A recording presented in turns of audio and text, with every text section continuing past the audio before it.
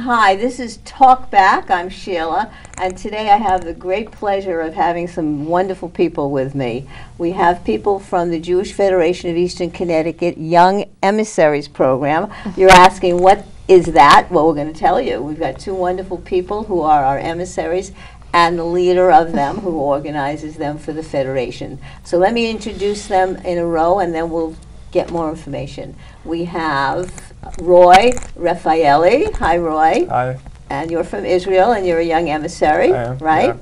And in the middle, we have Marcia Reinhard, right? And Marcia is the assistant director of the Jewish Federation of Eastern Connecticut, and you help the emissaries run the program, yes, right? Yeah. And then we have Tal Amar. Hi, Tal. Hi. And you're an Israeli emissary too, young emissary. Yes. Okay. So Marcia, tell us, what is the emissaries program? So the emissary program started back in 1999 in Westport, Connecticut, with 2 young emissaries. It was a pilot program.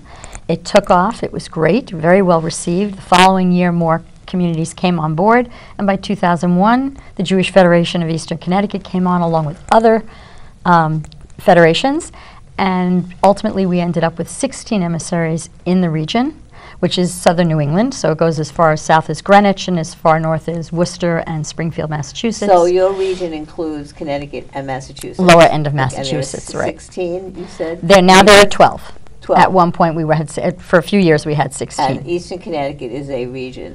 And Correct. do you partner up with an area in Israel? How does that work? So that's how the program came out. So the idea was we have a partnership with the Afula Gilboa region of What's the name of it again? Afula, which is the city. Gilboa is the region. In Israel. And that is our partnership. Where in Israel is that? I know Israel's such a In the small northern part of Israel. Okay. It's not all the way north, but it's in the northern part. And so the idea was to bridge our communities and our communities, our countries, and to do it with the kids, the young kids who would then come here, and they would make connections with young people, older people, everybody in the community. And they do. The program has been in our community, as I said, since 2001, so this is our 19th year. Right. These are our 19th pair. Okay, They're wonderful. So every year, starting in around September or so, there are 2 new emissaries, usually male and female. Can be, doesn't have to be. Doesn't have to be, but Correct. often that's the case. Yes. And they stay for the year. They do. And I love the term a living bridge between the Israeli community in Israel and the Jewish community here in our area. Right? That's the idea. So that Exactly. we can learn what life is like in Israel for them. They can share those experiences with our kids and the general community here.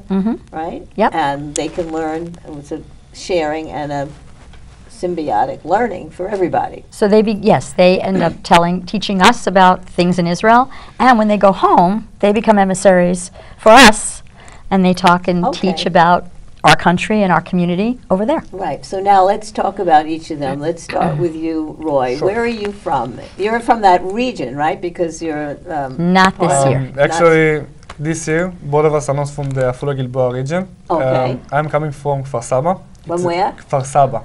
Spell it. Kfar space Saba. Kfar Saba. Yep. Okay. It's a city in the center of Israel. It's about 15-20 minutes away from Tel Aviv. And a little bit about myself. I'm 18 years old. I just graduated high school, and I postponed my service by a year to come over here to volunteer in the community. My reason to come over here is, other than becoming a living bridge, I wanted to take part of making the connection stronger, because you're always, on the back of your mind, you're always like here on TV and everywhere about the communities abroad and how much they are helping us, but you never really get to know them. And I felt like I have to do something about it, and I decided to come and take action and make the connection stronger. We'll get into that a little bit more, because I want to introduce Tal. So Tal, tell us something about yourself. I'm 18 years old as well. I'm from Netanya in Israel, close to Tel Aviv. I'm the oldest sister in my family, so I'm the first from my family to do that program. In my free time, I used to be a guide in the Scouts, in the Israeli Scouts. I was a guide for 3 years, actually, That's my 4th year in a Now, row. when you say you're a guide, like a leader, yeah, like a leader. you're leading younger. Is it like the Girl Scouts, Boy Scouts that we have here? Similar to Yes, that? it's similar, but in Israel we have it boys and girls together. Okay. So I used to be a leader to younger kids, and in my last year I worked with people with special needs. It was an amazing experience. Okay. And so why did you choose to do the emissary program? So I have family in here, in the States. I know that sometimes it's hard to feel connected to some place that it's not exactly nearby, and it's far away, but still you feel connected to something. And I think to bring me as Tal, the Israeli, the 18 years old teenager, it's something that shows Israel in a different perspective, and I wanted to show Israel in my eyes to other people, and as Roi said about the connections and being the living bridge, and to take action and help people. And when you both were in Israel, were you part of community projects like this? How did you find out about the emissary program? So I found about that from my friend. She was in the Scouts too. She did in Westport actually 2 years ago. Okay. I heard a lot about the program, a lot about the process and the Jewish community in her area. So I came with a background about that, and I think that's one of the things that affected me most and helped me to understand that this is what I want to do. Good. And both of you, Roi, tell us, in Israel, once you graduate high school, there's a requirement you must go into the IDF. Is that That's right? correct, yeah. Israeli Defense Forces. Describe that. Tell us about it. So in Israel, unlike the US, we have a mandatory obligation to serve the army, which means every 18 years old citizen, which is Jewish, if a female has to serve for 2 years and male has to serve for 2 years and 8 months, and basically you have to go and give from yourself to the country. It's a huge process. It's a huge thing in Israel. It's changing and developing the kids from a very young age, because let's say you guys over here in the United States are getting ready to go to college when you're 18. So we are choosing the unit we want to go to in the army, and if you ask me, I feel like it makes us grow up faster than any other country, because people that really want to go to a certain unit have to give a lot from themselves, and it is turning people when they're like, it is turning 15 years old grown-ups and teenagers into teenagers with that are focused, that are determined to do something, to get something, and they have to work very hard to get there and to get it. So when you leave America here in this program, you're going to be going into the That's service. correct. And how many years do you have to give? 2 years and 3 years. 8 months. And the service can be military, but it can be other allied areas, That's right? correct. It can health area or safety or other areas, right? So because all of the 18 years old have to go to the army, everybody should have his own part that he can do in service. So we have so many jobs and so many parts and so many units that everybody can take part in. It's going from it goes and varies from the front lines units to the interland units. You can become a chef, you can be a dancer, you can be a musician. Yeah. So everybody have his own part in the idea. Okay. And what about you? You're going to be going in too. So what kind of work would you be doing in the IDF? I don't have a job yet, but I really want to be a social worker in uniforms for other soldiers in the units.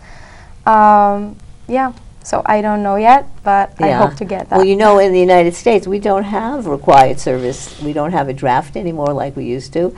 And many people, including me, believe that a program like that would really help focus young people on what's important to the country, even to their futures, to help them. So I think it's a great program. Before we go any further, Marcia, we have some photos. Let's talk about them. Can we show some of the photos that we have from the program over the years that Marcia has brought with her?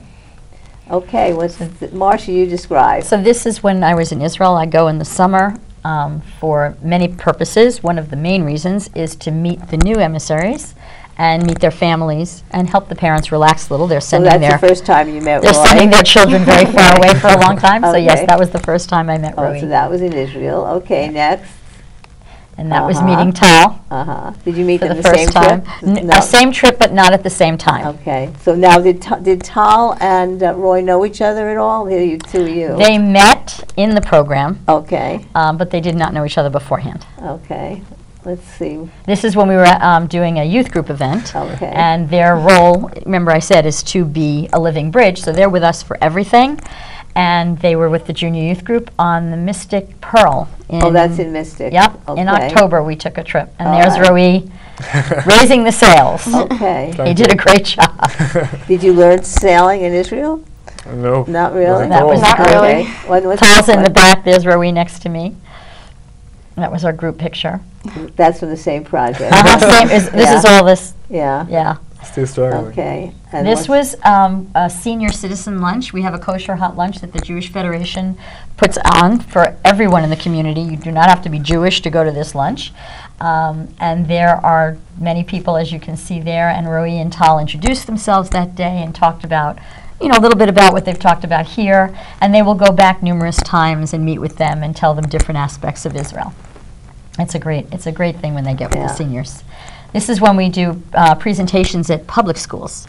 They go to high school, middle school, elementary schools, and the programs are different. Obviously, elementary schools it's more like a trip to Israel done with a presentation, and they do different things like they'll get to Mount Hermon and have hot chocolate, but it's a way to introduce life in Israel to all different ages. And this is at a high school. This was at Beth Jacob, and we were there for Sukkot. And that's an annual thing. Every year we go and do dinner with them for Sukkot. And this was we had a great group there, and they spoke. Again, there's Tal at the podium. It was great. This is at religious school in Willimantic, Temple B'nai Israel. And they, again, part of what they do is they go to the religious schools on Sundays and on Wednesdays. Willimantic is on Wednesday, and sometimes they're together, and many times they go separately because Wednesday is also at Emmanuel. So they're doing that. And this is at Solomon Schechter Academy, and this is one of their first lessons with them as well. Okay.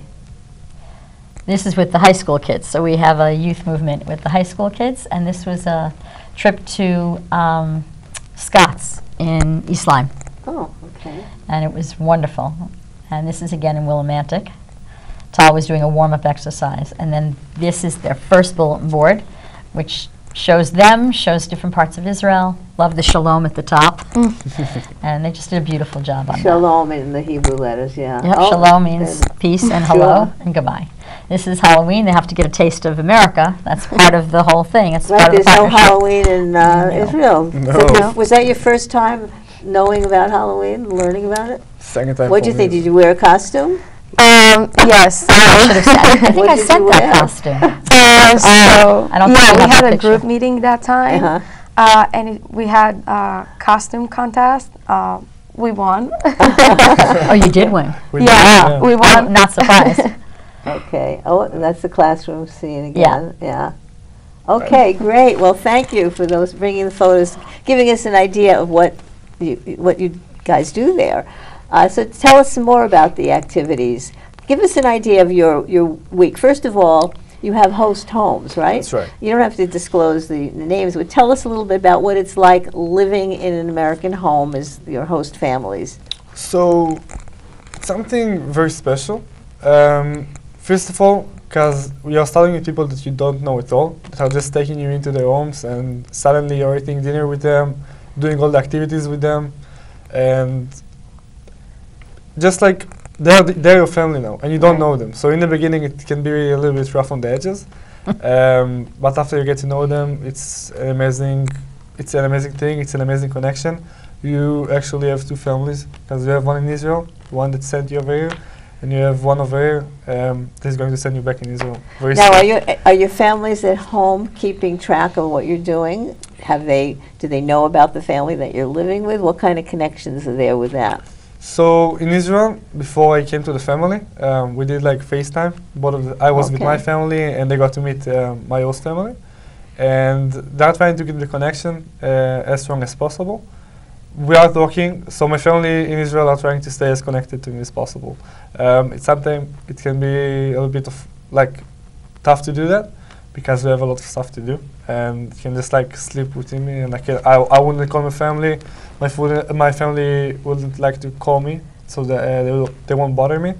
But we have like a certain time that we call every day, every other day, so we're catching up. Good. Will your family come here? Is there any possibility of that? Might be. Might do Hopefully, that? yeah, Okay. hopefully. And are there children in the household that you're living in? So Yeah. they're getting to learn about you and vice versa? They have a friend from Israel right now. It's even stronger to that, if I may say. I think they have family from Israel. Oh, right now. okay. So it's something special for them. It's something special for me. Okay, great. And you're eating meals with them too? Is there anything special about American food that you're finding compared to Israeli food? There is a huge thing in Israel right now that we're trying to copy you guys. So a lot of the Israeli cuisine is becoming very influenced from the American cuisine. A lot of pizzas all over the place. Pizza, yeah. New York slice. That's it. And yeah, I mean, when you're used to eating hummus all day long and having pita and Pizza falafel and and hummus, shawarma, yeah. and you don't have it anymore, and it's nice. It's an experience. There's a couple of good falafel Yeah. places. You got to go to Hartford, Connecticut. Is a good falafel Should go over place. there. Yeah. Okay. All right. How about you? Tell us about your host family. You don't have to say where it is, So- but tell us about it. So my family in Israel met not like face to face, but they met each other on FaceTime. I did FaceTime with my host family and my family from Israel before I got to be here. And I talked with my host family before, text, videos, at the other communication way. And since I got here, they're my family. At first it was a little different, from the most simple things like dinner time. Because in Israel we're eating dinner around 7:30, 8 in the evening, and here the first time we ate dinner at 6. So that's the little things that makes the difference, but when you get used to that becomes your life and your family, and you feel like you're being part of it. A lot of times when I'm doing FaceTime, my family says hi to my host family, talking a little bit. Yeah. So it's a nice relationship. Yeah. And are there children in your household too? Yes, 2 boys. And you're learning from them, and vice versa. Yeah, I learned a lot of a lot of sports and Yeah. about sports. Something that I didn't do a lot in Israel. Right. So I learned a lot. And how about the food? Do you have any comment about the food in America versus Israel? It's just different, but it's nice to learn different things. So when you were in Israel, what was your favorite food? My favorite food, shakshuka. What's that? Shakshuka, it's a dish from tomatoes mostly and eggs. It's an Israeli nice thing to have. You usually eat that in breakfast or lunch. Sounds like a frittata, maybe? It's like an egg. No, I don't know. No, not exactly. Okay. Kind of. Oh, okay. So yeah, That's your favorite. What about you, Roy? Favorite Israeli food? I'm a meat person, so I will have to go with shawarma. Okay. What did you say? Shawarma. Why don't you explain what that is? It's very similar to gyro, the Greek dish. It's like shaved chicken. Okay. Or, And you put it in that pita thing? Yeah, put it in a okay. laffa, a pita, Yeah, and okay. put some dressing on it. And for me, it's the best thing. So do you get to eat that here or not? we were in Boston 2 weeks ago, Okay. and there's Israeli restaurant there, so I got the chance to eat shakshuka. Oh, good. Okay. And shawarma, I don't think I've seen shawarma in the area. There is a place that I will Okay. take them. Yeah, the All closest right. that we got was gyro. Yeah. Closest to shawarma.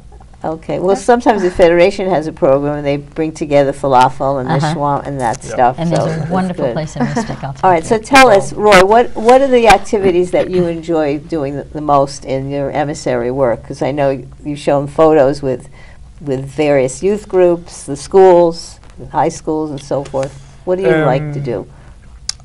First of all, I like to do everything.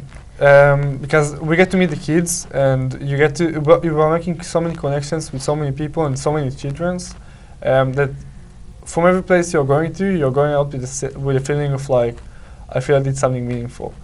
But if I had to choose like few things that I really like doing, we're going from time to time. We're going to do presentations in middle schools, public schools, high schools. And when we are doing that, we are making connections that maybe they won't be like for long-term relationships, but they are going to be a point of view of someone. When he's thinking about who is the Israeli guy, he will probably think about me and Tal.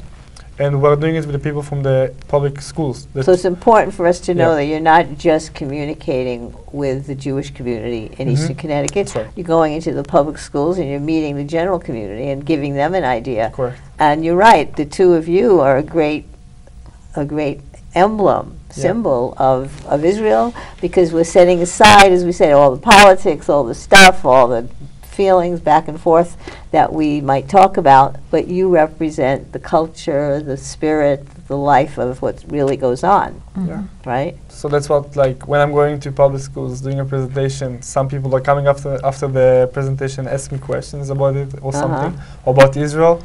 And even when you get a comment, I never knew Israelis look like it or like acting like it. You get a special feeling. And you're probably inspiring people to want to visit Israel too. Hopefully. When you talk. Okay, how about you? What do you enjoy doing the most? I love to do the activities, and one of the best things I think that you're getting questions after that.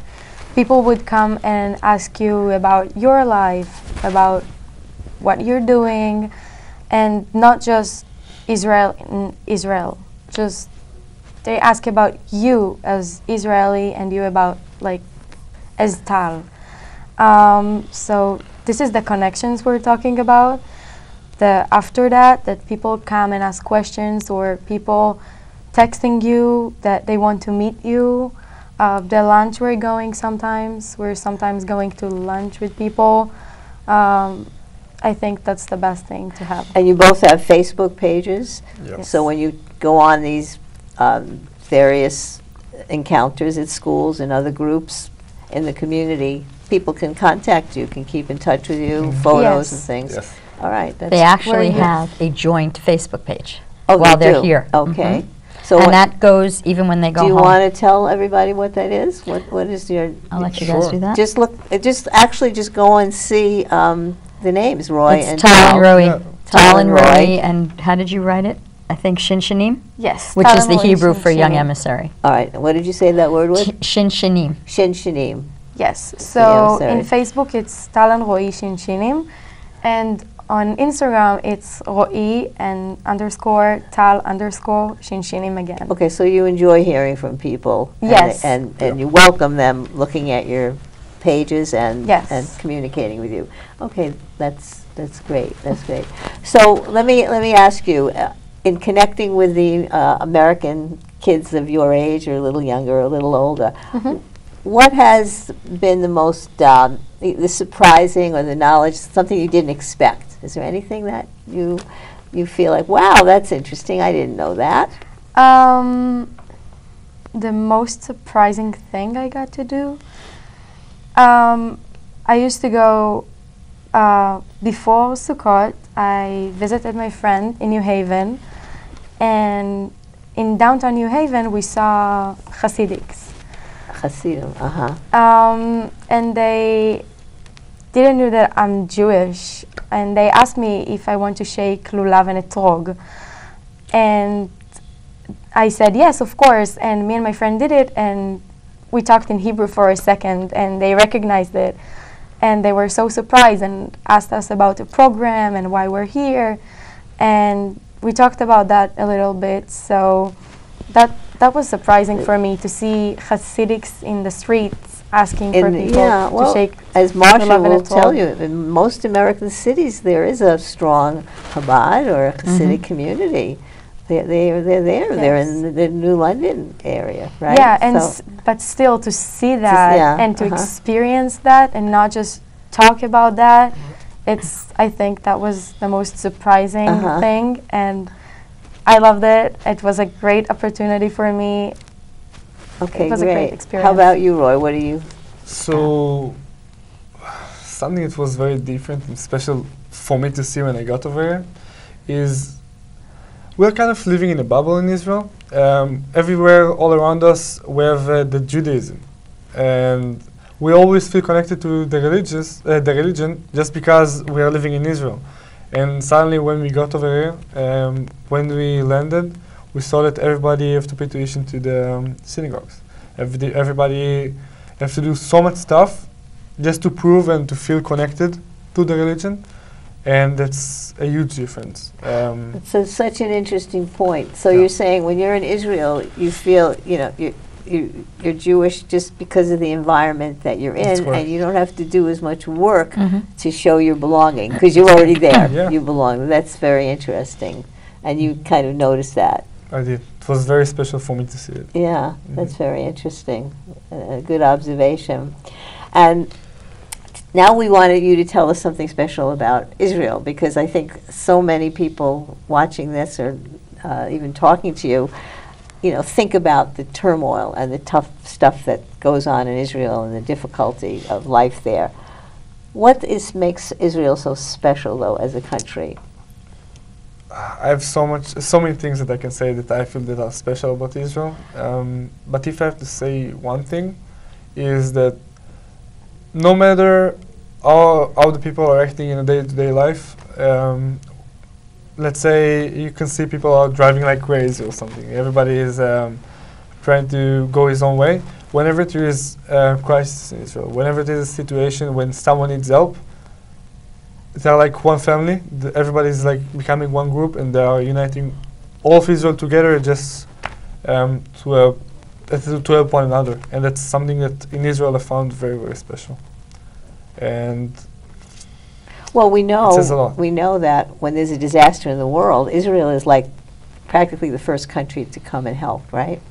The hospitals, and I know being involved with Hadassah, they're right there. Hadassah Hospital, all the Israeli medics are first to Correct. share their help around the world. So that's a good point. What about you? What's special? It actually, I wanted to say what we just said. The family feeling that you have everywhere you would go, and you can feel it, you can see it. Sometimes you can miss it, but I don't know, to see soldiers sitting in a restaurant and one of the people from the restaurant or the manager itself decided that they're not going to pay the bill, I think that's the family feeling we're talking about. And to see the kindness that people are willing to give to other people just because they're from their country, and that's the family feeling. I think that's the most special thing about Israel. Okay. And culturally, you talk about the fact that so much of what you do in Israel is looking toward the U.S. for the music and a lot of the cultural stuff. But Israel has its own special things that it's contributed, especially technologically. What about that? you use Waze? What? Do you use Waze in your car? Ways, yeah. I mean, yeah. Israel had a lot of, like, we were a developing country. We are still a developing country, and we are coming across a lot of problems, like navigating and a lot of stuff like that. So the people of Israel are coming out with solutions for that. So if you're talking about inventions that Israel made, so we have ways that I think a lot of people in the United States are using. We have Mobileye, that it's like it's a device to prevent accidents. What else? We have our own things, which are Iron Dome, that it's an Israeli invention that I'm sure you read about it. And isn't the iPhone, a lot of the iPhone technology came from Israel? Yeah. Some of it was developed in Israel. I think people don't appreciate how many technological, for a small country, I've read that Israel has just as many technology company startups as any country in the world. percentage-wise, correct. probably the most, right? I think they're the number one Yeah. startup nation. Yeah, a lot of people don't appreciate that. But aside from American music, which you follow, there's Israeli music and Israeli stars, Israeli movies, right? Yeah. That are famous and popular in Israel. Not everything is America Yes. based, right? Yes. That's correct. And Yeah. today you can see even in Netflix that there's a few Israeli TV shows Right. translated to English, Uh-huh. but still it's in Netflix. All right. So, Marcia, we're going to kind of sum up. So this program has been so successful for 19 years, I think you said? We're in our 19th In year. the It 19th, started yeah. in 99 All in right. Westport. And so. what I find interesting is you've developed relationships all those years with the different. Tell us about that you have continuing relationships with the So people. I've been the coordinator for almost 12 years. But I was working with all the emissaries when it first started because they were working at Solomon Schechter Academy when I was teaching music there. So I've known all of the pairs that we've had, and I have relationships with just about all of them. I mean, there's a few, through the years you just lose touch, but most of the kids are still in touch, even if it's just a little bit. And when I let them know I'm coming to Israel, everybody's, we're trying to see each other. Yeah, and at one point, these two will meet. They are part of that. They're part of that group. They have and become part of that family. You've watched them go through the IDF and then go on to Yes. regular, have kids, I'm sure? Yes, we hosted an emissary back in 2006. She has 2 boys. Uh-huh. I've stayed with her a few times when I've been in Israel. Yeah.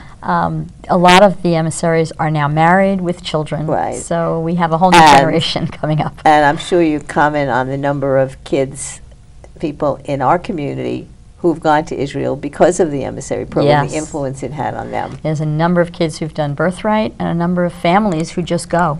They go because they want to see their children, their Right. Israeli children, Right. and they want to see the country that they learned Okay. about, and they want to see even the past emissaries that they just knew. Right. So it really becomes this All big right. family. Right. Okay, well, it's been wonderful having you. Thank you, Roy. Thank you, Tal. Thank you, Marcia, for explaining Our the pleasure. program, for giving us a view of the kind of people that you are and doing this wonderful work, being the living bridge between Israel and our community here in America. So thank you so much. So good night. We'll see you next time on Talk Back. Good night. Okay, I'm going to shake your hands.